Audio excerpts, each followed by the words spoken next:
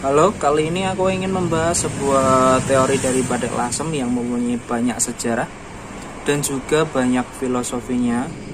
Nah, salah satunya dari ini batik latohan dari khas Lasem sendiri ya. Nah, untuk sebelumnya untuk membahas batik ini,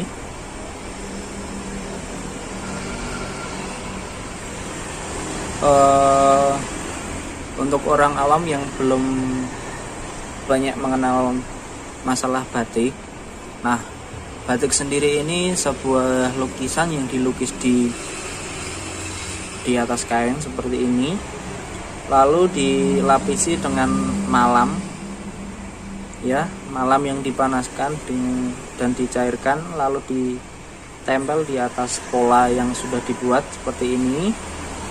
Nah, setelah itu dibentuk sesuai keinginan pengrajin tersebut.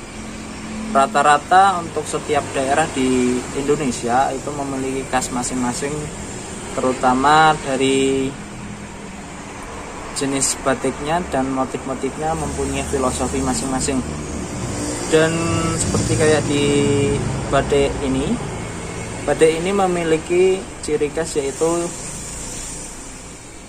yang terlihat lebih penuh dibandingkan batik-batik di luar kota seperti di Pekalongan. Nah, di tahun 2009, tepatnya di tanggal 2 Oktober, UNESCO menetapkan sebagai warisan kemanusiaan untuk budaya lisan dan non-bendawi. Nah, apa itu non-bendawi? Jadi untuk kerajinan sendiri itu dibedakan jadi dua, benda sama non-bendawi. Yang benda sendiri itu seperti kayak rumah adat, terus patung-patung, itu salah satu contoh kerajinan bendawi. Sedangkan kayak non-bendawi atau tidak benda, itu seperti kayak batik tulis seperti ini, dia merupakan kerajinan melukis ya. Contohnya seperti itu. Terus banyak lagi non-bendawi yang ada diterapkan di Indonesia.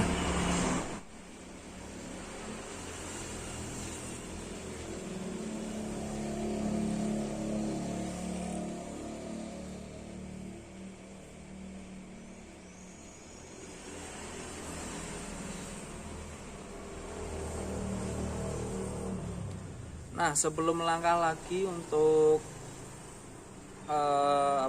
memperjelas dari filosofi dan sejarah batik ini, kita akan membahas dulu apa sih batik atau sejarahnya batik itu dimasuk ke Indonesia pada abad 18 atau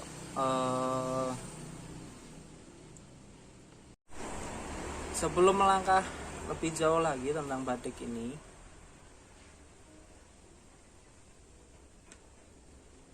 sebelum melangkah lagi tentang lebih lanjut untuk masalah batik ini, kita akan membahas terlebih dahulu apa sih untuk sejarah-sejarahnya yang disebut batik itu. Nah, batik sendiri sudah masuk Indonesia pada abad 18 sampai abad 19, lebih tepatnya akhir abad 18 dan awal abad 19. Jadi untuk batik sendiri ini masuk ke Indonesia masih berdirinya Kerajaan Majapahit di Jawa, dan penyebaran Islam di Jawa masih pada jaya-jayanya. Nah, untuk teknik membatik sendiri itu ada beberapa macam dari berbagai negara. Salah satunya dari Mesir kuno, Indonesia, terus India, Sri Lanka itu juga memiliki motif-motif tersendiri. Jadi mempunyai ciri khas tersendiri di antar negara. Apalagi kalau di Indonesia, setiap daerah, setiap kota memiliki ciri khas masing-masing. Tempat permukiman yang baru ini, Nalini memulai membatik atau melukis di atas kain dengan ciri khas dari itu Tionghoa sendiri, yaitu membatik bermotif seperti kayak burung gong liong atau bunga-bunga dari sana, dan mengajarkan masyarakat Lasem khususnya bagaimana cara membatik dan lebih bagusnya lagi untuk warnanya merah di sini kan terlihat jelas ya. Ini untuk warna merahnya sendiri khas dari Lasem. Nah, untuk mendapatkan warna merah sendiri ini sejarahnya yaitu Nalini membawa warna ini dari Tionghoa. Jadi warna merah ini bukan murni dari Lasem. Jadi kalau biasanya dibilang kalau merahnya merah darah ayam ya. Merahnya untuk darah ayam. Nah, sejalan berjalannya waktu ya, berkembangnya waktu, dari waktu ke waktu masyarakat Lasem mulai pandai membatik dengan motif-motif yang dia inginkan. Dan untuk perdagangan batik ini mulai bisa mengekspor sampai ke luar negeri pada dan setelah perkembangan yang pesat diperoleh untuk masyarakat Lasem pada khususnya ya. Jadi untuk ekspor kain batik sendiri di Lasem sangat melesat sampai sekarang ini. Salah satunya dengan motif yang saya bawa ini, motif latoan, yang untuk harganya sendiri lumayan fantastis ya. Nah, untuk motif latoan sendiri ini adalah sebuah tanaman laut. Jadi kalau di sini kelihatan ya, seperti bintik-bintik putih ini sebenarnya tanaman laut yang pada saat itu latoan kalau di area Lasem sendiri bilangnya tanaman latoh. Kalau di bahasa Indonesia sendiri ini seperti anggur laut ya. Untuk modelnya sendiri seperti buah anggur, cuma untuk tumbuhnya sendiri di pesisir pantai. Oleh karena itu masyarakat Lasem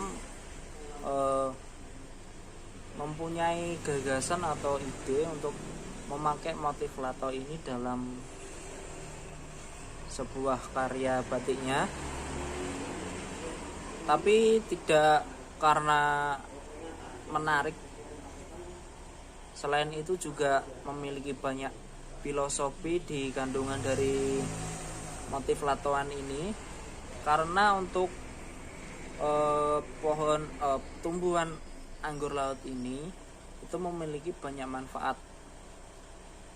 Salah satunya bisa memperkuat tulang dan sendi, karena untuk tanaman latoh yang dipakai motif di sini ini memiliki kandungan omega 3 yang bisa memperkuat tulang dari gejala radang ya, dari gejala radang tulang seperti kayak dan proposan tulang seperti osteoporosis, dan yang selanjutnya bisa menyehatkan jantung dan mata. Ini jadi banyak vitamin dan kandungan-kandungan kalsium lainnya yang dapat diperoleh dari tumbuhan latoh tersebut ya. Nah, untuk filosofinya sendiri, kenapa masyarakat Lasem pada tempo dulu memilih latoh sebagai motif yang bisa dikembangkan lagi? Ini karena tanaman anggur laut ini sejenis tanaman yang bisa berkembang dengan cepat. Salah satunya ketika dia dipotong, tanaman ini langsung bisa menumbuhkan lagi dari potongan-potongan yang sudah dipotong itu. Jadi seperti kayak berkembang biak membelah diri. Nah, untuk filosofinya sendiri dari perkembangan tersebut, jadi yang pengrajin ini berharap dan mendoakan setiap pemakai motif ini, batik pemotif ini ya, didoakan supaya panjang umurnya dan diberi kesehatan terus dari Yang Maha Kuasa. Dan yang kedua, nah sebelum lanjut untuk motifnya latos sendiri atau anggur laut ini ya, ini kan di sini ada motif seperti kayak bunga, daun-daun, dan ini untuk bunganya sendiri para pengrajin ini berharap, nah seperti ini ya bunganya ya. Nah pengrajin ini berharap ketika pemakai semoga diberikan kebahagiaan selalu dan diberkati setiap usahanya oleh Tuhan Yang Maha Esa.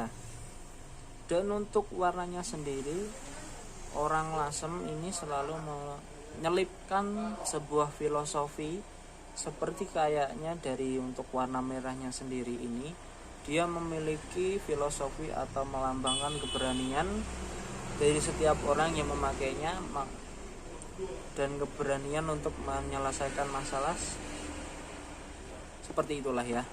Nah yang kedua ini ada warna hitam atau coklat tua ya.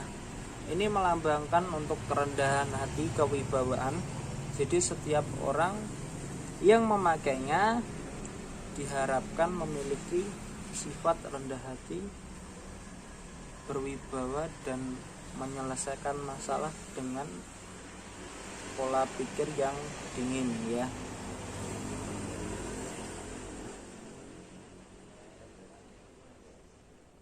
Dan untuk warna ungunya sendiri di sini ini melambangkan kelembutan hati dan keikhlasan.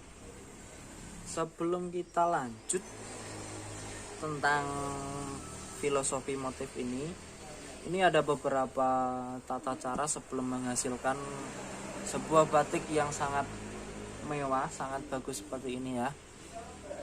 Nah, untuk yang pertama itu nyungging atau membuat pola tertentu untuk menghasilkan motif-motif yang diinginkan sesuai pengrajinnya ya. Yang kedua itu japlak atau mengeblat atau meniru pola yang sudah di kertas sebelum dipindah ke itu kan digambar di kertas ya. Nah itu diblat lagi, dicetak ulang, dilukis ulang ke kain sebelum dilapisi dengan malam. Nah yang selanjutnya yaitu lawang, yaitu melapisi pola-pola tadi, pola-pola seperti ini penuh dengan malam yang sudah dicairkan atau dipanaskan. Dan yang selanjutnya itu isan-isan. Biasanya kalau isan-isan sendiri memang menjadi ciri khas dari batik tulis Lasem ya. Contohnya seperti ini, yang kecil-kecil kayak gini. Ini biasanya kalau dari daerah lain itu kosong, tapi kalau di daerah Lasem sendiri wajib diisi. Mungkin untuk filosofinya sendiri itu ya, melengkapi kekurangan-kekurangan yang pernah ada gitu. Nah setelah itu nyolet itu seperti kayak gini. Ini sebenarnya untuk warna dasarnya kan putih ya, untuk warna dasarnya putih, terus dikasih malam seperti di pola-pola ini. Lalu untuk nyoletnya sendiri itu mengasih warna, dikasih warna setiap pola-polanya seperti ini, dikasih warna kayak warna merah, warna ungu, warna putih, itu namanya nyolet ya. Nah selanjutnya itu mopok, yaitu menutup bagian-bagian yang tidak diinginkan supaya tidak terkena warna atau kelunturan warna. Oke, untuk selanjutnya yaitu mopok, mopok sendiri itu tadi kan untuk warnanya sendiri sudah seperti merah, ungu ini. Nah Mopok sendiri itu menutupi warnanya supaya tidak terkena dengan warna lain. Itu namanya mopok, menutupnya dengan malam lagi, malam yang sudah dicairkan. Dan selanjutnya untuk tekniknya ini yaitu nembok. Nembok sendiri itu menutupi bagian-bagian yang tidak diinginkan supaya nanti tidak terkena warna yang sudah diberikan ke kain gitu. Itu namanya nembok.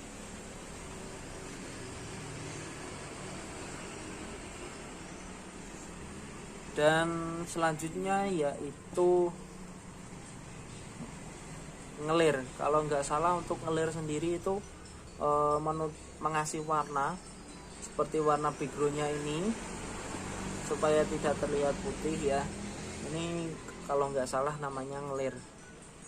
Jadi untuk yang ini kan nyolet tadi ya. Nah yang hitam ini namanya ngelir gitu.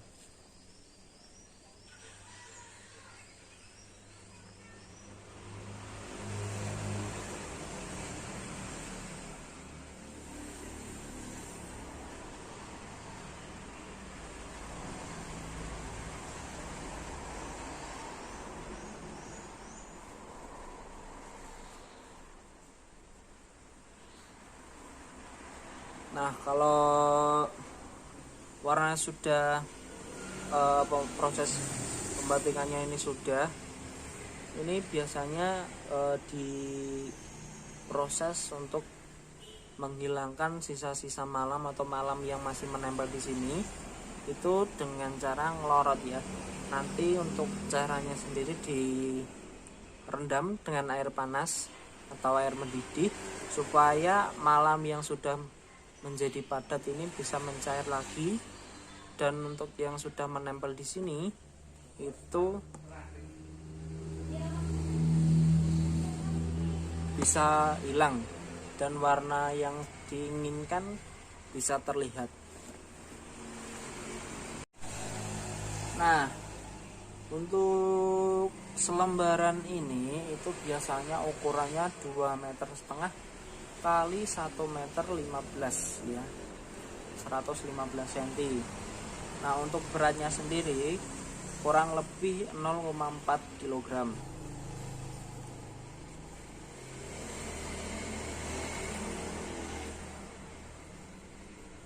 Nah untuk kainnya sendiri ini kan banyak sekali ya untuk bahan-bahan untuk pembuatan batik. Nah tapi kalau saya sendiri menjelaskan yang saya tahu aja ya. Untuk kain batiknya sendiri ini memakai kain mori primis atau primissima, yaitu dengan kain yang berkualitas tinggi.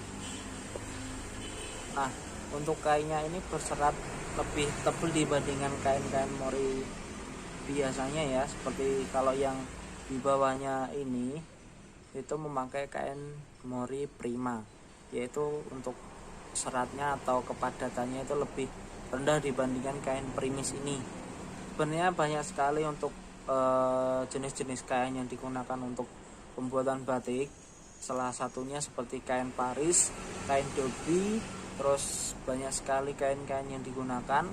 Tapi untuk kali ini yang saya bahas yaitu penggunaan kain primis, dan kenapa untuk harganya ini lebih tinggi dibandingkan yang menggunakan kain prima, walaupun sama-sama batik tulis ya.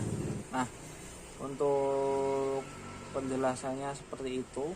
Jadi untuk filosofinya sendiri dari kesimpulannya, untuk batik tulis motif latohan ini, batik khas Lasem ini memiliki filosofi yang banyak, yaitu untuk supaya diberikan panjang umur, terus kelancaran rezeki, kebahagiaan yang berlipat ganda, direndahkan hatinya dalam menyikapi masalah, diberi keberanian dalam memutuskan sesuatu yang bingung ya, dan juga diberi kelembutan hati untuk menyikapi seseorang yang tidak disukai.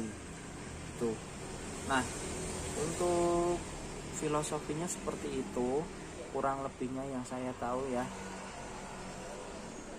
Jadi untuk berbagai macam bunganya banyak sekali di sini.